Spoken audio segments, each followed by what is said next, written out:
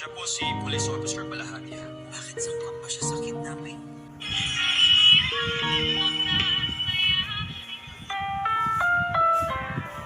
Ang programang ito ay rated SPG. Striktong patnubay at gabay ng magulang ang kay... Talo ang dalawa, si Lolo Pepe ay naririnig sila. Malakas ang sigawan nila. Alam ni Lolo Pepe na may kaaway si Moira.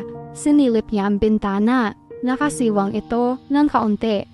Samantala nagalit rin si Zoe. Inawat niya ang mami niya baka kasi mapindot at mabaril si Carlos. Sabi ni Zoe, "Mami, ibaba mo nga ang baril mo." Sinusubukan naman ni Carlos si Moira. Sabi niya, "Ano, papatay mo ako sa harap ni Zoe? Yan ba talaga ang gusto mo?" Sugot ni Moira. Habang nakatutok ang baril, "Hindi ako magdadalawang isip na barilin ka, Carlos." Hinamon na naman ni Carlos si Moira. "Eh di gawin mo, patunayan mo na magaling kang ina. Sirain mo lalo ang buhay ni Zoe." Nagalit na ng husto si Moira. Sumigaw na siya. "Ah, ganun ha?" Sumigaw ulit si Zoe at inawat si Moira. "Mommy, please, don't kill my father. Don't kill my father." Nakikinig pa rin si Lolo Pepe. Sabi ni Moira, "Si Roberto tanyag lang ang ama mo." Sabi naman ni Zoe, "Pero kay Doc Carlos pa rin ako galing.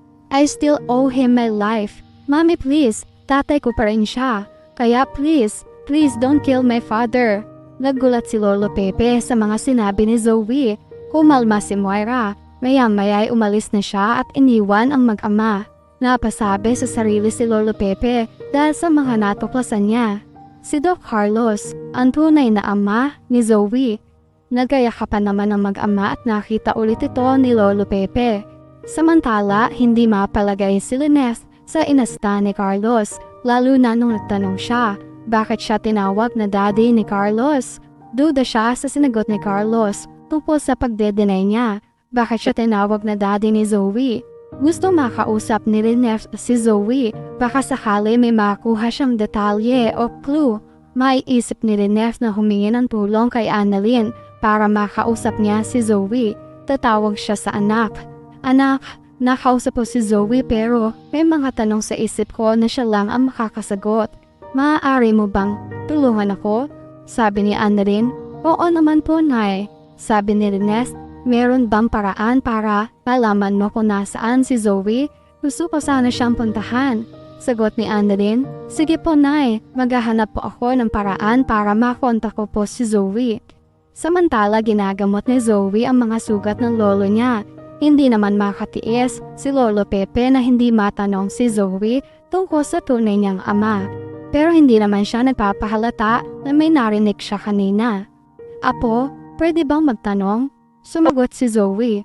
"Opo, Lo." Tinuloy ni Lolo Pepe ang pagtatanong. "Kilala mo ba ang tunay mong ama?" Nakatitig lang si Zoe. Hindi siya makasagot.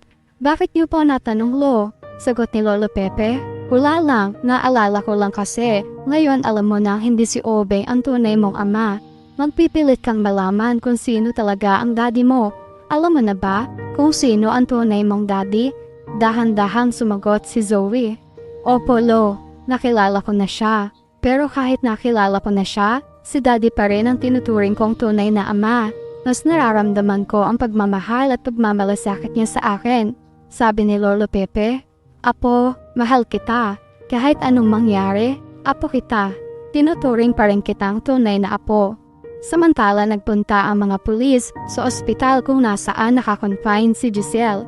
May ginagawa silang investigasyon tungkol sa kaso ni Lolo Pepe. Nagpakita siya ng litrato sa cellphone. Sabi ng pulis, "Kilala niyo po ba ito?" Siya po si Police Officer Balahagia. Tiningnan ni Giselle. Nagtataka siya. Sabi niya, "Bakit? Sangkot ba siya sa kidnapping?" Inagaw ni RJ ang cellphone. Sabi ng pulis, "Posible po naman. Matagal na kasing may record ito sa amin." Nung makita ni RJ, sabi niya, "Natatandaan ko na siya. Siya ang nagtago ng CCTV footage na pinagtakpan niya dahil bata siya ni Moira. Pero wala naman daw talaga sa kanila ang CCTV footage. Nagsinungaling siya para kay Moira. Ngayon naulit na naman. Ibig sabihin, magkasabwat sila ni Moira." Sa pag-alis naman ni Carlos, malalim ang iniisip ni Moira. Nag-iisip siya ng panibagong plano. Maya-maya ay lumapit si Balahagia sa kanya. Sabi ni Balahaja, Madam, ano po ba ang plano kay Tanda? Gusto mo dispatchahin na natin? Napaisip si Moira, nagdadalawang isip.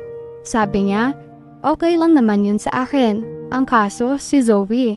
Ayaw niyang ipapatay si Tanda. Sagot ni Balahaja, gusto mo ma'am, pauwiin mo muna ang anak mo. Pag umuwi na siya, kami na ang bahala kay Tanda. Pero ang hindi nila alam, naririnig sila ni Zoe. Ayaw niya ang ganong plano na masaktan ang lolo niya.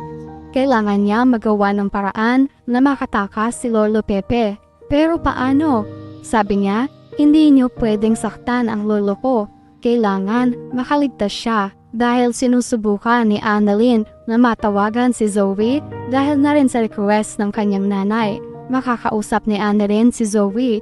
Nakipagtulungan na rin sina RJ kasama si Annalyn para ma-detect ang kinaroroonan ni na Zoe, Moira at Lolo Pepe. Dahil alam ni RJ na magkasabwat sina Balahaja at Moira, unti-unti ay madidetect ng mga pulis ang tawag ni Annalyn kay Zoe. Madidetect nila ang lokasyon ni Zoe. Maghahanda na sila sa pagsalakay. Samantala, habang kausap ni Annalyn si Zoe sa cellphone, galit siya. Sabi niya, ano yun Annalyn? May naisip ka na naman bang dahilan para pagbintangan mo ako? Sumagot si Annalyn, hindi ako tumawag para makapag-away sa'yo. Tatanungin lang kita kung may ginagawa ka bang paraan para mahanap si Lolo. May balita ka na ba? Sabi naman ni Zoe, ano ka ba Annalyn? Siyempre meron, kaya ako palaging nawawala dahil naghahanap kami ni Mami kay Lolo. Pero wala pa rin kaming leads sa kinaroroonan niya. Sumagot ulit si Annalyn, gusto ko palang makausap ni Nanay. Saan ba kayo pwede magkita? Sagot ni Zoe, ha? Bakit na naman? Bakit niya ako gustong kausapin ng personal? Hindi ba pwede sa telepono na lang? Pumayag na lang si Annalyn. O sige Zoe, sasabihin ko na lang kay nanay. Samantala, nag-iisip ng paraan si Zoe kung paano maliligtas ang lolo. Dahil sa oras na umuwi siya, mawawalan na ng tuluyan ang lolo niya. Maya-maya ay nilapitan ni Moira si Zoe. Sabi niya, Zoe, umuwi ka na sa hotel. Magpahinga ka ron. Marami na rin ang nangyari ngayong araw. Pero hindi naman makaimik si Zoe dahil wala nang dapat pang mangyari sa lolo niya. At yan ang mga pakakaabangan natin sa abot kamay na pangarap.